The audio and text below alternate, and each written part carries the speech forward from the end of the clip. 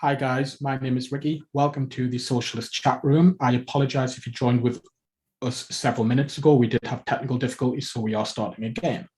Today, I am joined by Popey and No Justice, and we are going to be discussing how YouTube recently deleted and then later reinstated Novara Media's channel. And we're also going to be discussing the broader topic of the power tech giants wield over us. So since we're behind on time now, let's just dive straight into this. So the first thing I heard about this news story was when Novara Media put out a statement on Twitter. They'd received a notification which told them that not only had their channel been permanently deleted, but that they were not allowed to set up a new channel ever again. YouTube then responded on Twitter, and it seemed to imply that mass complaints had triggered a temporary suspension in error, and the channel had now been reinstated. However, this contradicted the initial response, which said this was a permanent deletion. It seemed like a public outcry had prompted a change of heart from YouTube, or certainly had triggered a much faster response. Even prominent conservatives called the original decision wrong, probably because they were afraid of getting the same treatment. YouTube later told Novara this was not an automated response, that there were in fact two human errors. The first error was that a person flagged Novara as being a spam channel, and the second error was that another person deleted the channel without following the proper process. Many people, myself included, are still suspicious about whether this was intentional or not, but either way, it's thrown up many concerns about tech giants and the power they wield over our political discourse. So, No Justice, would you like to take us away with this one? Yeah, absolutely. So, what is Novara Media's platform in essence? In essence, it is anti-capitalism. Now, they are hosted on we are all in a position where we are in to be able to partake in any of the online discourse. We have to essentially use a lot of these social media or online platforms that are owned by these large corporations to be able to be part of that. It is now the online town square. It takes place on these private platforms. So to be able to engage, to be able to have an audience, to be able to propagate our ideas, or Novara's ideas in this case, throughout the online space, you have to engage with these large corporations who have vast amounts of power over what we can or cannot say on the internet or online or on these platforms in general.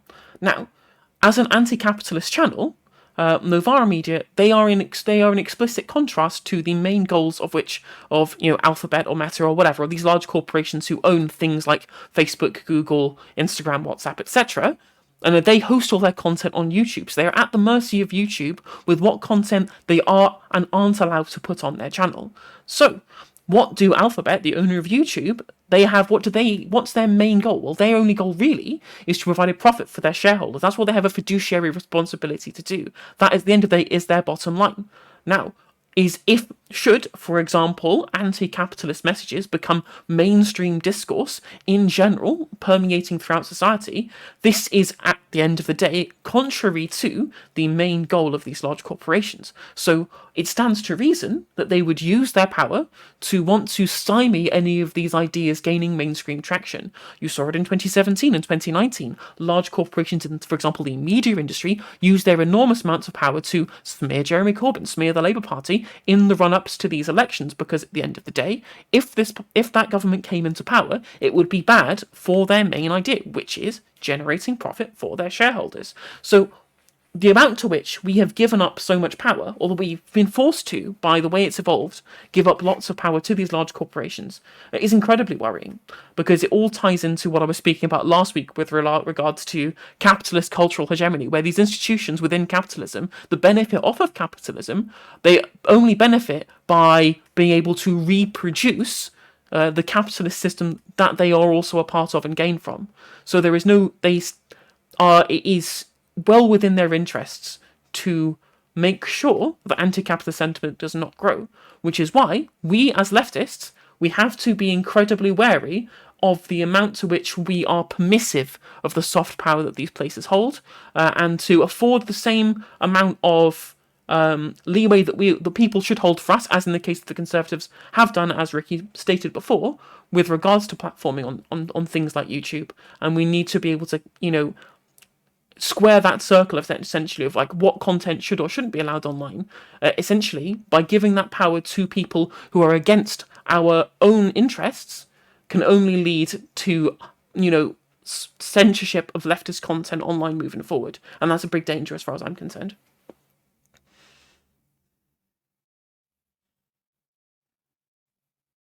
Popey, do you want to come in? Yeah, sure. So when this first happened for me, one of the big things that came out, as you said earlier, Ricky, was quite a few like prominent right-wing figures spoke out against the initial decision to remove Novara Media's YouTube account. And that wasn't unexpected, really, because generally when it comes to like censorship from these like big social media companies, people on the right and the far right in particular are the first to get removed from this, like quite rightly, because they tend to spread hate and propaganda.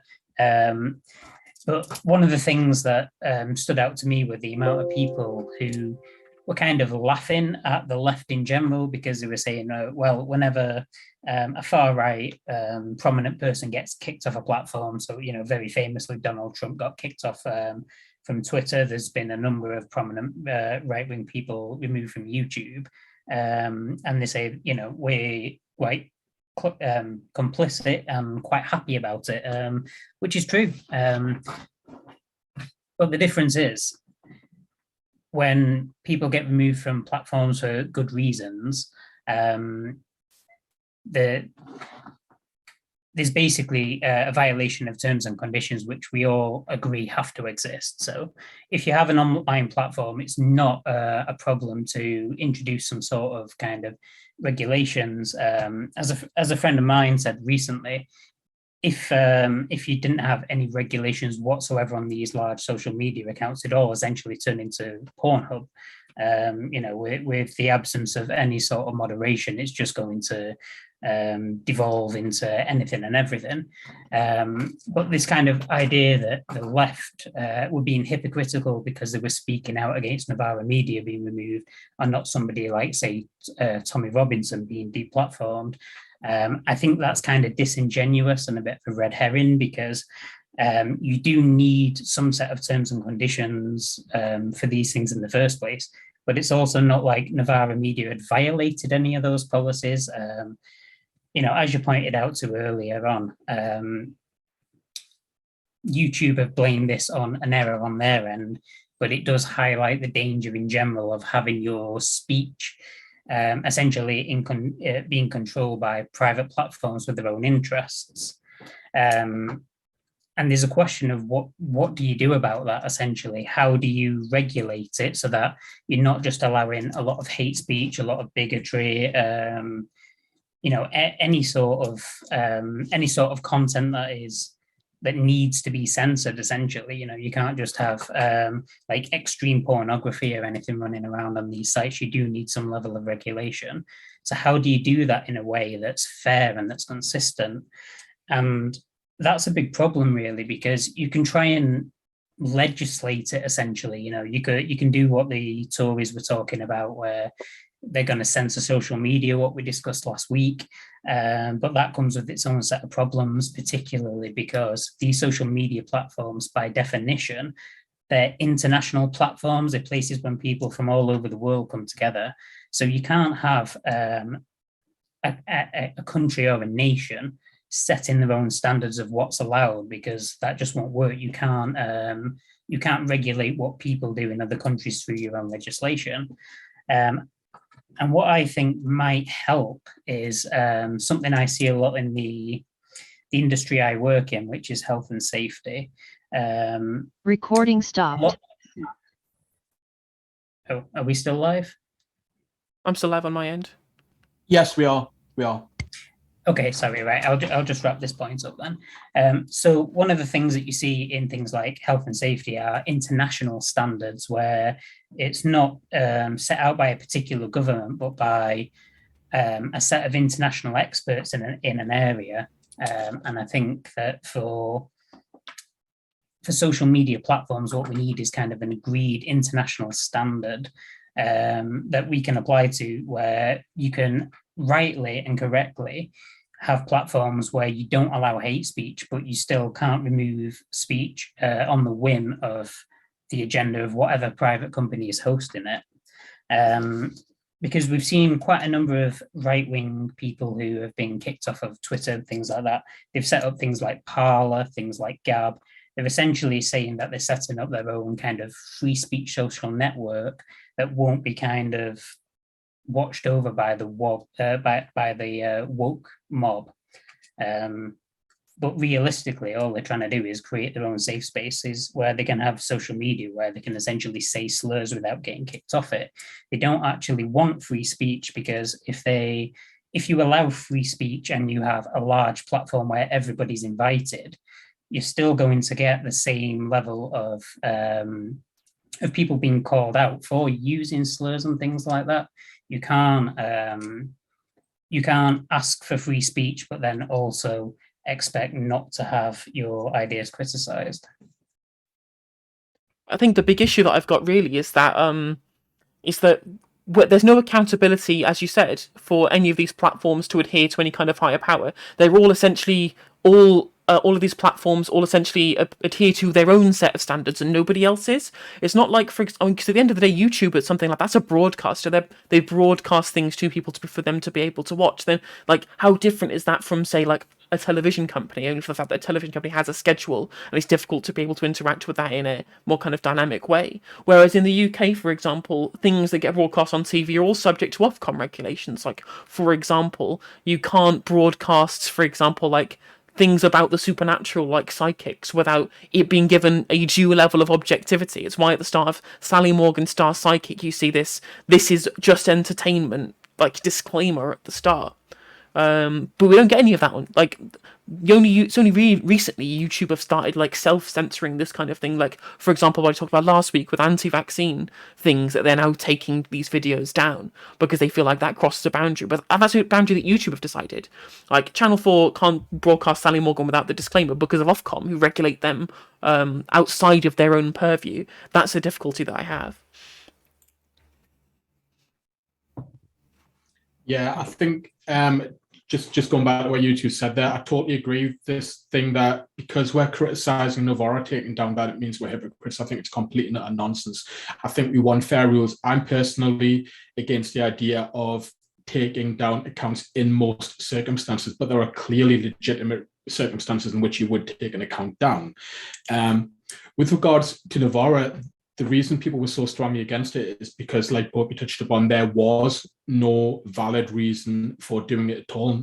I mean, one thing I would like to say, first of all, is I am a big fan of Novara Media. I think they're the benchmark for left-wing journalism and activism in the UK. I'm particularly a fan of Aaron Bastani. I feel like Novara, they're really effective at bridging the gap between the online left and the mainstream media, and I definitely think they're an asset to our movement, and probably why they're a target. For people who don't know, Novara are actually regulated by Impress. They're the regulators who were set up after the Leveson inquiry, and they're so strict that most mainstream newspapers refused to sign up with them. But interestingly, the left media did. So, make of that what you will. It seems rather ironic to me that the news outlets accused of being cranks and everything else, they signed up with the strictest regulator, and the so-called sensible ones didn't. Novara clearly have very high journalistic standards and very good writers and presenters. Some people on the left do criticize them. They've, for example, accused them of being optics driven and everything else, but I find myself agreeing with them about 90% of the time. Now, in a pluralistic society, there has to be room for the likes of Novara Media. You just can't have a mainstream media that's dominated by the right and the center, and then say we can't even make room for the left in online spaces. That would obviously be incredibly dangerous for democracy and free speech. The right wing love to tell us all about the marketplace of ideas, about how all voices should be given a chance to be heard, and I would completely agree with that. I don't think any voice that people want to hear should be silenced simply because somebody else doesn't like it, or because somebody in an office somewhere has made a so-called error and they've accidentally deleted your channel. I mean, it's just outrageous. I mean, it shows the lack of correct protocol in place for these kind of things. A decision such as deleting a channel with that amount of subscribers, that level of audience, they were live streaming regularly, people were tuning in, people were contributing. When it comes to doing something like that, it's a serious, significant thing. So to take the step of entirely deleting a channel like that should be down to just more than just one person who can make an error. The idea that they can say is, oh, somebody made a mistake somewhere, suggests that a channel as big as Novara Media was just handed to somebody in an office where they've looked at it a checklist and gone, oh yeah, that's not great, delete. Now, you think a political news channel with a reach the size of that, it shouldn't just be down to one person. If you had like a robust, proper procedure in place with the right amount of checks and balances, it would have gone from this person who's gone, yes, delete it. It should have been sent to somebody else to like check that against a bunch of safeguards.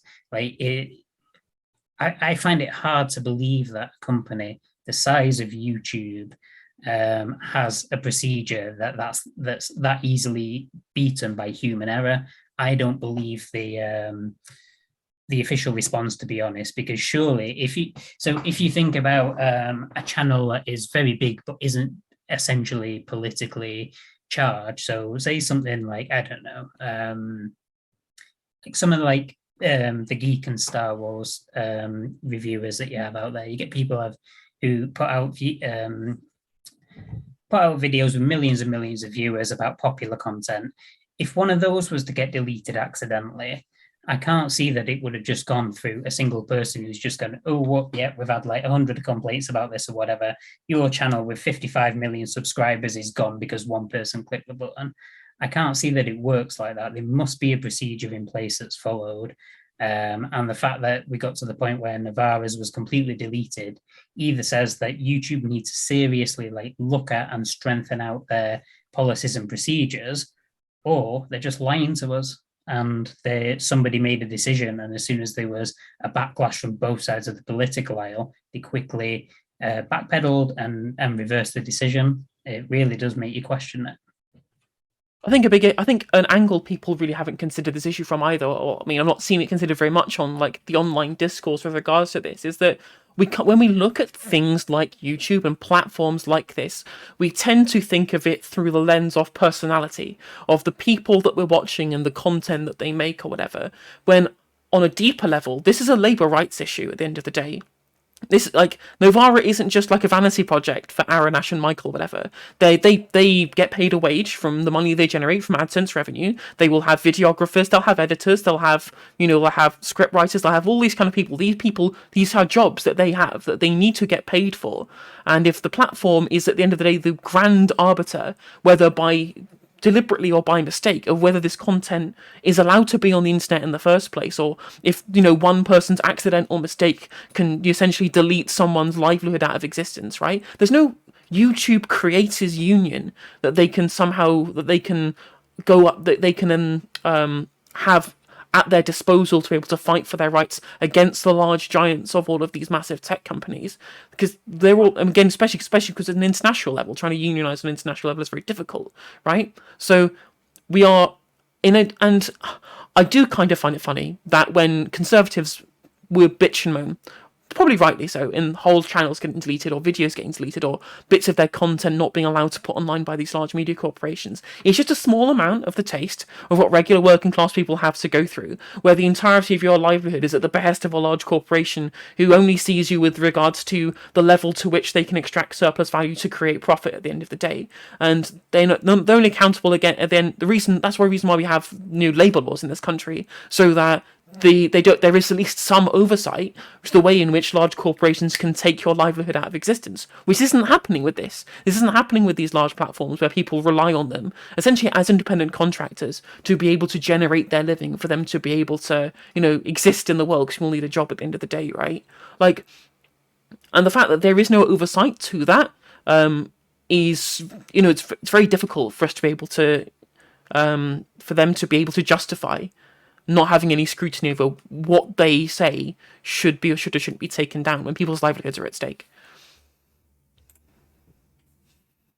Yeah, I mean, like it's basically impossible to hold these social media giants to account. They're not really answerable to anybody other than their shareholders and themselves. And I think it really, the thing that speaks to that is the fact that they make a big show of trying to enforce standards, of trying to like regulate content on the thing. They also try really hard to like avoid the responsibility they've got. They say a lot like, we're a social media, we're a platform, but realistically, they are a publisher. They're not a platform.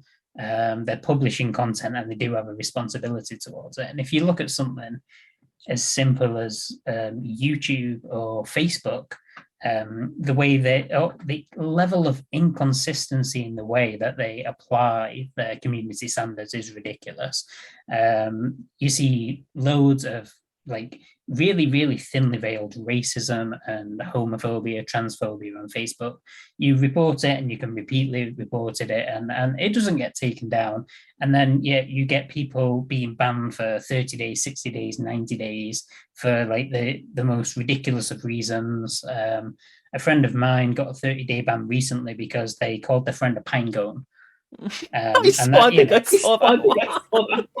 Completely nuts. And she wasn't even doing it in an offensive way either. It was a friend of hers, Exactly. It's no, you're absolutely right. You're absolutely right. And the problem is that the good thing, it's good thing that platforms have terms of service. The platforms have, what's Facebook community standards. That's a good thing. The issue is that when it doesn't get applied in a manner that befits befits the actual infractions that get put onto the platform, right? Hence, you were just saying before about how if horrendous amounts of actual bigotry, which technically is against their community standards, right? I mean, again, that I'm not making like a normative claim about whether these should be in the community standard or not, but it's a descriptive claim that it is in the community standards. It should, by Facebook's own rules, be deleted, and it's not. It's when people come up when people say, well, they have a hate boner for conservatives, they keep deleting our accounts. I'm just just obey the TOS, fivehead. It's not hard just to obey the terms of service. Don't break TOS. Just don't do it. All the left is and they seem to think it's only a conservative problem that they get to have their accounts deleted from these websites. I'm like, nah, mate. All of the leftist shit posters are all on their fourth accounts at this point. Chud Logic's on his third. It's all they and it's oh no, it's this anti-free speech censorship. They're gonna come down and destroy all conservative thought, and then on the left side of the equation is just Twitter's going to delete your account for this tweet, comrade. Yeah, I know. And that's the discourse. But I think the kind of casual, jokey way it shows just how bad it is. Yeah, for sure. I saw a really terrible example a couple of months ago, and it should probably come with a little bit of a trigger warning, really, for genocide, essentially. But somebody put an image up, and it was cartoons of the Happy Merchant, which is the very famous anti-Semitic cartoon, of a very awfully drawn Jewish man rubbing his hands together with the evil smile and all this. And they've got people hanging them from gallows. And this was reported to Facebook as obvious hate speech. Wasn't taken down. It was appealed. Wasn't taken down. This doesn't go against our community standards, and it just shows if something like that can be got away with, because I can understand looking at that image. It can't be picked up by an algorithm. I understand that. That's the whole point of dog whistles is they bypass algorithms and they bypass your basic checklist. If you've got somebody that doesn't really understand racism and hate speech, but they're employed to try and remove it from Facebook and they're given a checklist, I can understand why they might miss stuff like that. But when you've got something as obviously explicitly pro-genocide as an image like that, and it still doesn't get taken down even after a human review, it shows you that the systems that are in place to actually kind of monitor this stuff are deeply, deeply flawed, and they get away with it because they're not accountable to anybody. And all we need to do is keep the people that will scrutinize them, the people that could potentially affect their revenue. They just need to keep them satisfied to the level that they will let them carry on the way they are, so they can keep making money. I mean, if you remember, Zuckerberg sat being grilled by Congress. It was a very uncomfortable one, and he would clearly really struggled there. But what actually changed as a result of that? Not a lot.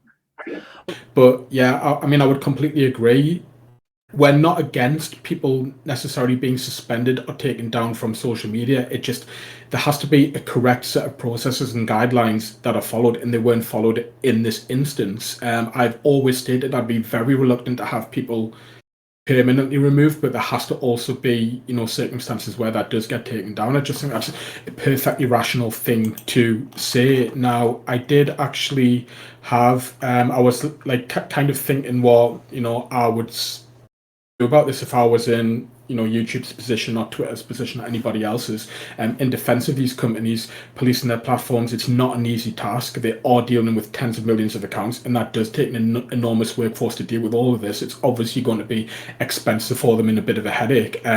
But what I would do in terms of kind of policing the internet, I would implement a clear set of rules, procedures, punishments, and timescales that would be publicly available and consistently applied. I think that's what Popey had said.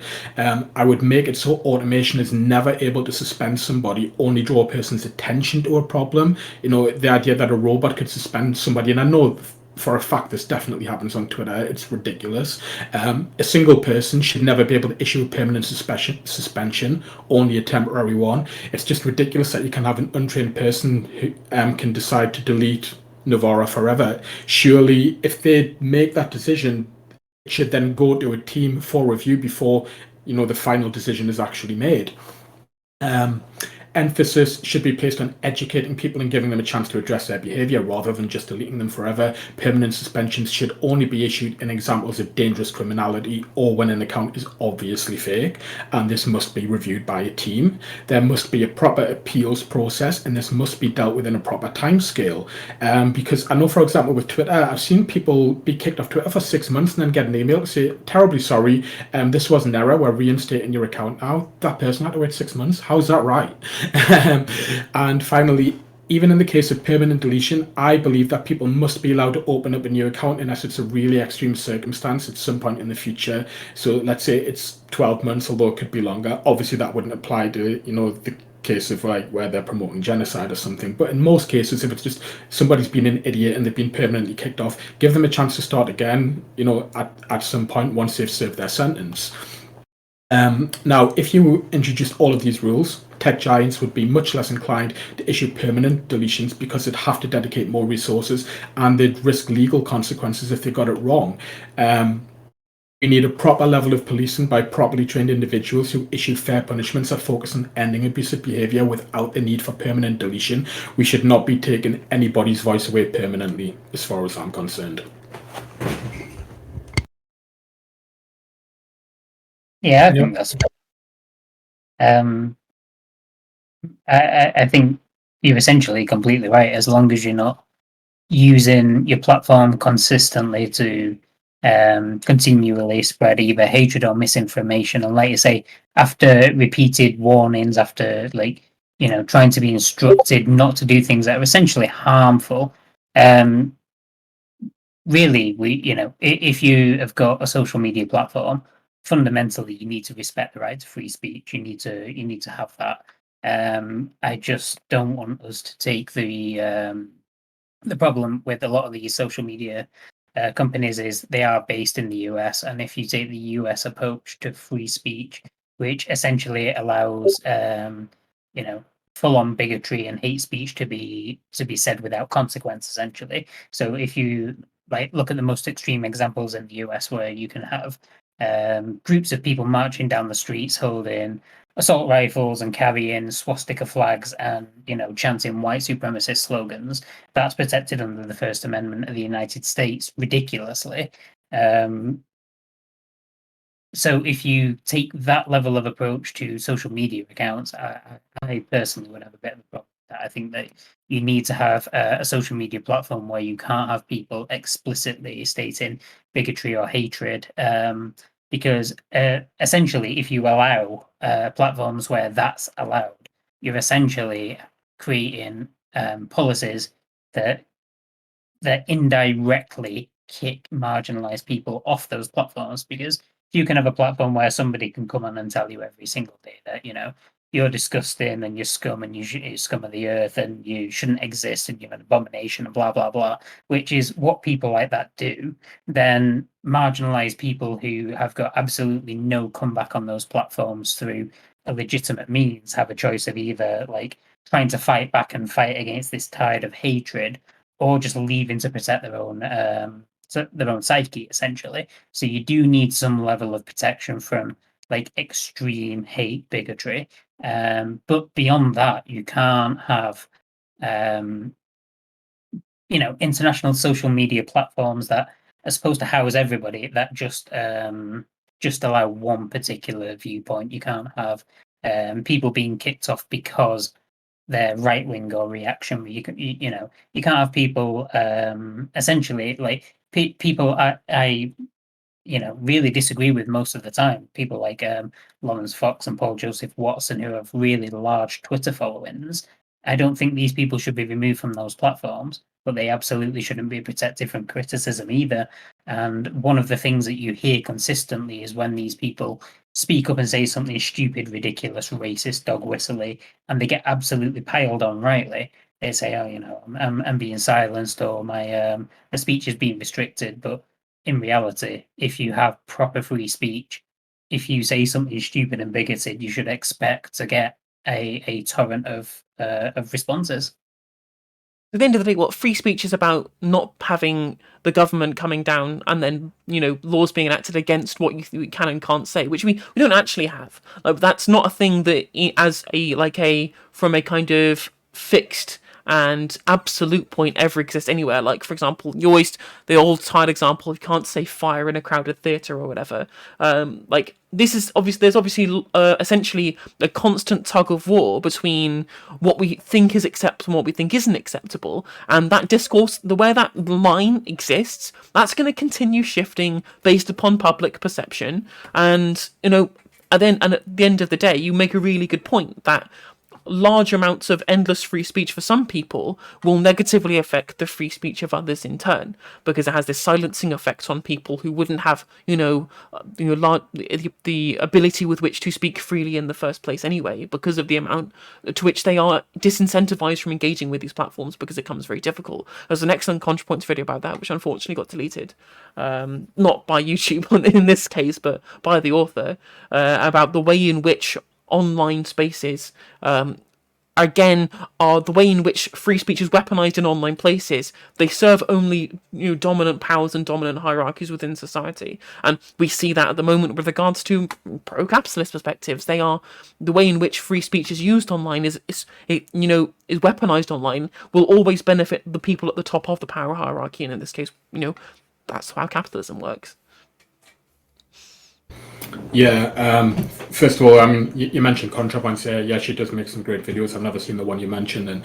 And what I was going to say was basically the way that it is weaponized, this idea of free speech, it is utterly ridiculous, because, if we go back to what we were talking about last week, freedom of reply is a really important thing, and we get accused of pylons, we get accused of bullying. That was why they're wanting to take away online anonymity, was because somebody says something that's bullshit or racist or something, and they're allowed to do that. That's fine, because that's their free speech. But we're the ones who we need our free speech taken away, or we need to be policed in some way because we're calling them out. I mean, it's complete and utter bollocks.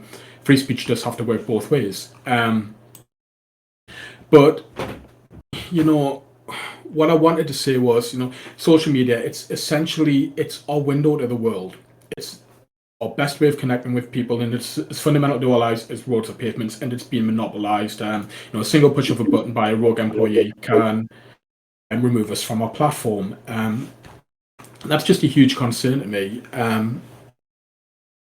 So, somebody at YouTube on a whim, they can just take us away because they don't like what we have to say. And that's, as we've touched upon, that's basically what's been happening. Now, imagine somebody could push a button and they could end the Daily Mail newspaper or the Guardian. They could just take it away and it was gone forever, because it's the same kind of thing. That's the power that we're talking about, that these social media giants have.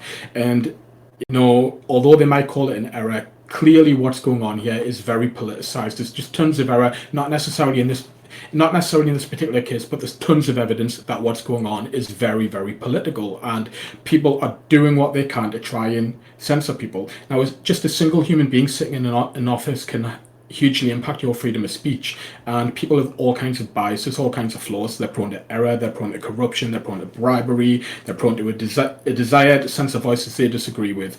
So you could imagine, for example, an angry conservative sitting in an office in the US wearing a MAGA hat saying, I am going to take those lefty bastards down, and then hitting a button and your channel's gone forever. So while in this case the channel Novara was restored, how many other times has it been done? Do we get smaller channels? They get their deletions wrongfully their wrongful deletions overturned? It's impossible for us to know. Just imagine, for example, there was a channel with 100 subscribers. It was about to become the next Novara Media, but now it's gone. The owner can't even start again. So clearly we have a huge problem. Personally, I don't think anybody should be able to deplatform you at the single push of a button. If we're talking about permanent deletion, it must be a robust procedure that's followed. In such action, as we've mentioned, it should only be taken as a last resort. I think Popey mentioned earlier as well, there needs to be international agreement on these procedures across all social media platforms. And, that should be written into international law. So it should just be like a case of, if you do X, this is what your punishment is. If you do Y, this is what your punishment is. And that should always be consistent. It shouldn't be one thing, is fine on Twitter, but on YouTube it will get you a ban, or vice versa. I mean, that just wouldn't make sense. Because at the end of the day, you're talking about deplatforming somebody, you're talking about taking away their voice. We live in a time now where social media, it's basically like the invention of the telephone or the invention of the television or something like that. It's just this huge part of our lives now. So it's not just enough to say, YouTube or Twitter, they're a private platform and they can do what they want. It has to be fair, because the impact on society is so great. Now, I feel that if a company doesn't follow the correct process when it's deplatforming you, you should absolutely be able to challenge that decision in court. So let's say, for example, Novara hadn't been reinstated, or let's just say that YouTube hadn't bothered getting around to reviewing the decision yet, and they were going to make them wait 6 months, like Twitter has been in some cases. Somebody should be able to go to court and get that sorted out. It shouldn't just be a case of, how much money could Novara have lost in that case? They could have been driven out of business. There must be some kind of thing that you can do if you've been treated unfairly to get yourself reinstated. Agreed. 100%. I really would love to see like an ISO for social media. I think it is definitely needed. We think about these things in like industries where people can get hurt and where they're producing profit, but in social media, people can get hurt and people produce profit. So I don't see how it's any different. I think it realistically is a fundamental health and safety issue, because it can affect people's businesses, it can affect people's mental health and well-being. It should be taken seriously, and there should be the level of responsibility that is required should be placed on them, because at the moment, most of these companies are completely getting away with it.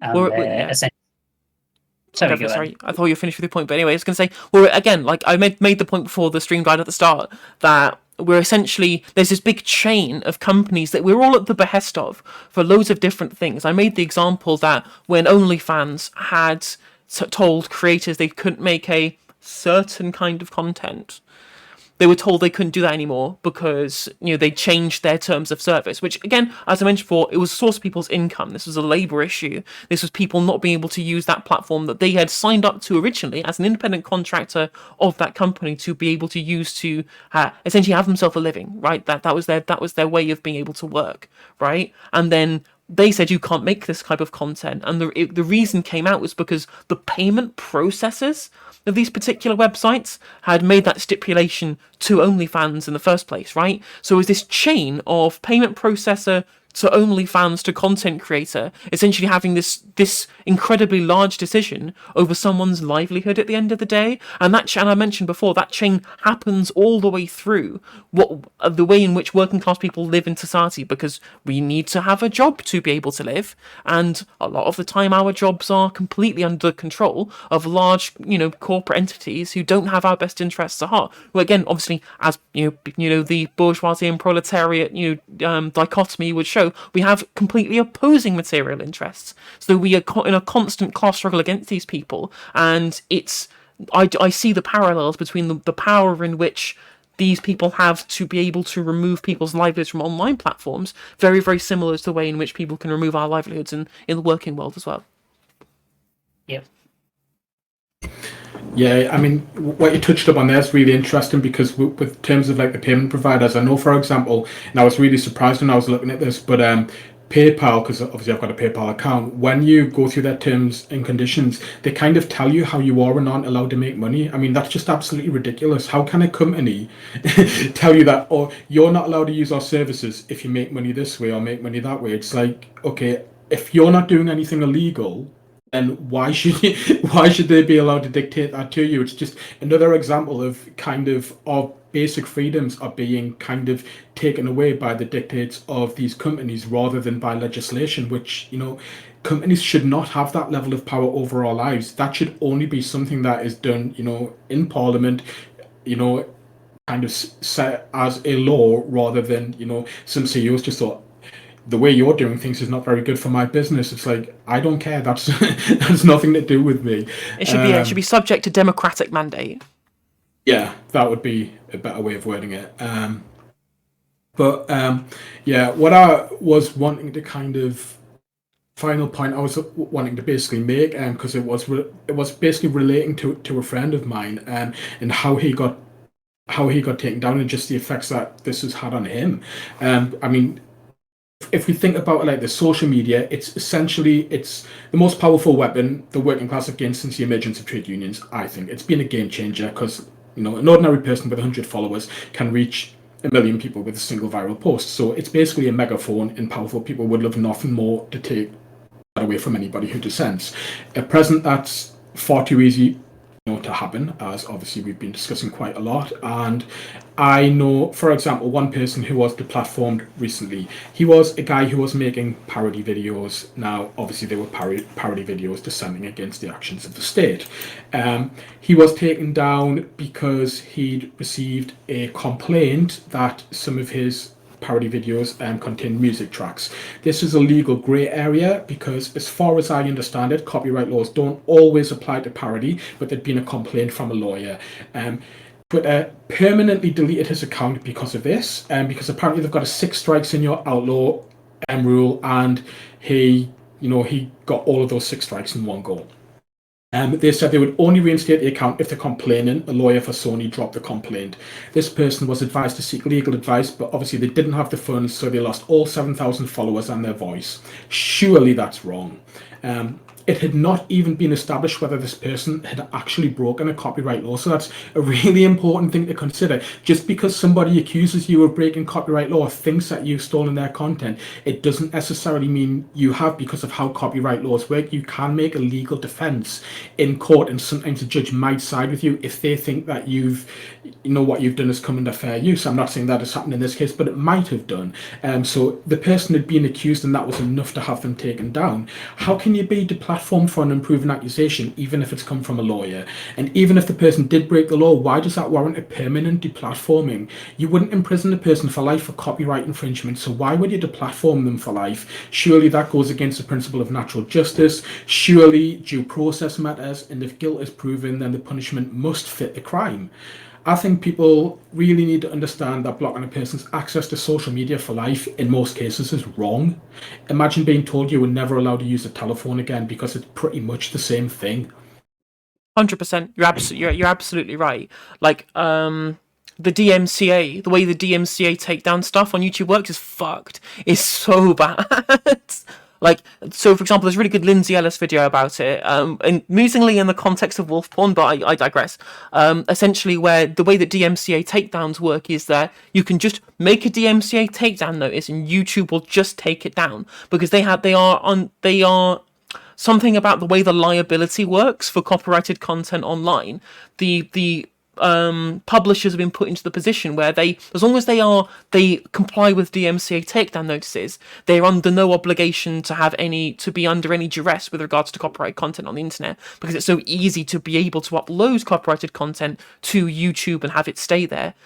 So if people DMCA takedown notice you, YouTube will just go, well, if we keep it up, we might go to court, but if we take it down, everything's between the people who are have the content taken down and the people making the DMCA takedown notice. So they just take it down and then they just completely wash their hands of it, because they don't really need to care. So it's called somehow Addison Kane's lawyer sued me or whatever. It's by Lindsay Ellis. Video's really good. Highly recommend watching it. Really good video about DMCA takedowns. Yeah, I know that on Twitch now, I'm pretty sure I might be saying this, they will automatically mute if they hear a music track now. So I've got no problem with that kind of thing happening. I don't even necessarily have a problem with them taking a video down because of DMCA notice. What I have a problem with is when they're taking a channel down because of this. It's one thing to just take down a video. You can live with losing a video, even though it might be annoying, frustrating, it might cost you a bit of revenue. But to permanently delete somebody else's channel and tell them they can never have another channel again because they've had accusations made against them that could be false, that that person might win in court, but they don't have the means to dispute that in court, that's surely got to be wrong. And that's just it's just another element of this that needs to be looked at. Yeah, 100%. I think any company like this where they're basically offering this kind of public facing service where people from the public are encouraged to come along and use their platform and talk.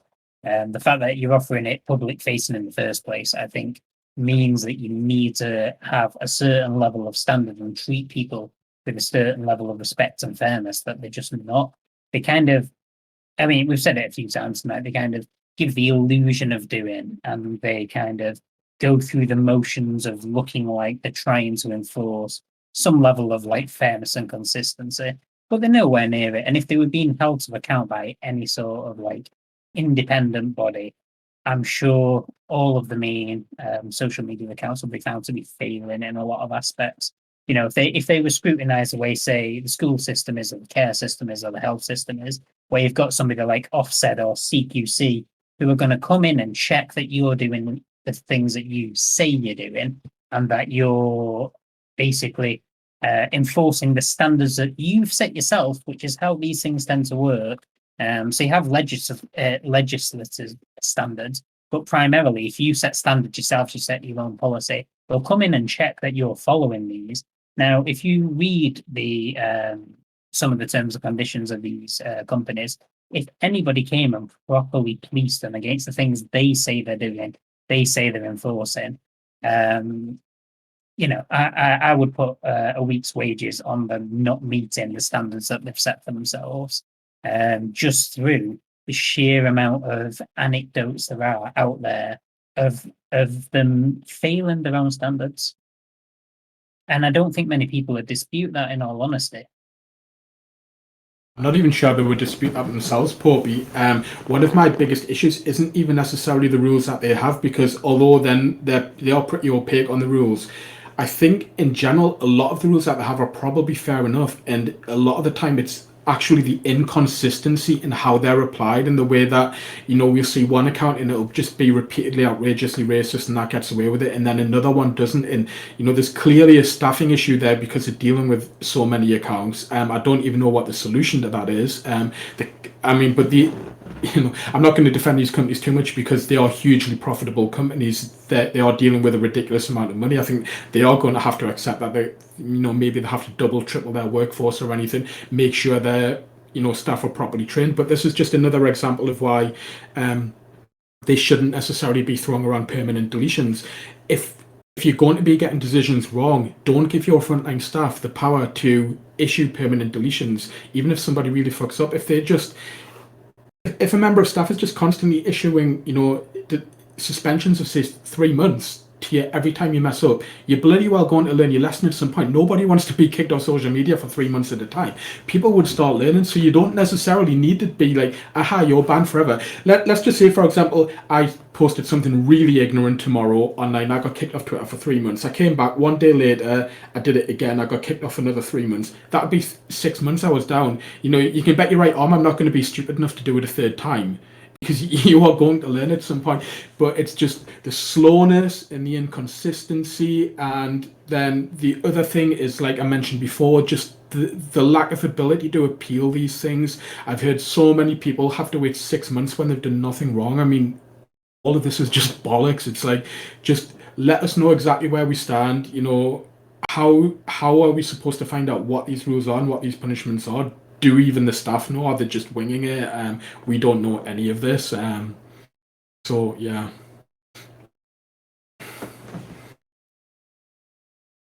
I suppose just on that, I've seen a couple of articles out there of like kind of people's perspectives when they've worked for Facebook, basically as their moderating staff.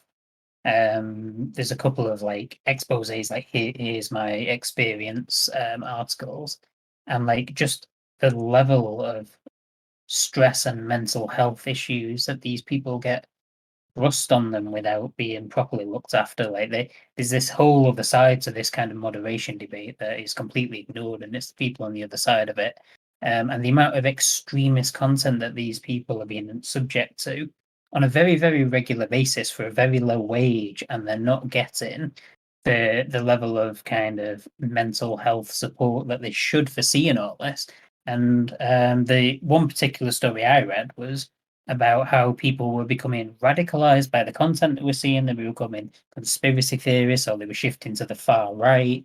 And this is this kind of whole other side that is essentially left out of this conversation because it's not what affects us as the users. But I would really encourage anybody listening who's thinking about the things we're talking about to go out and look for some of those articles, because they're quite eye-opening and definitely worth a read.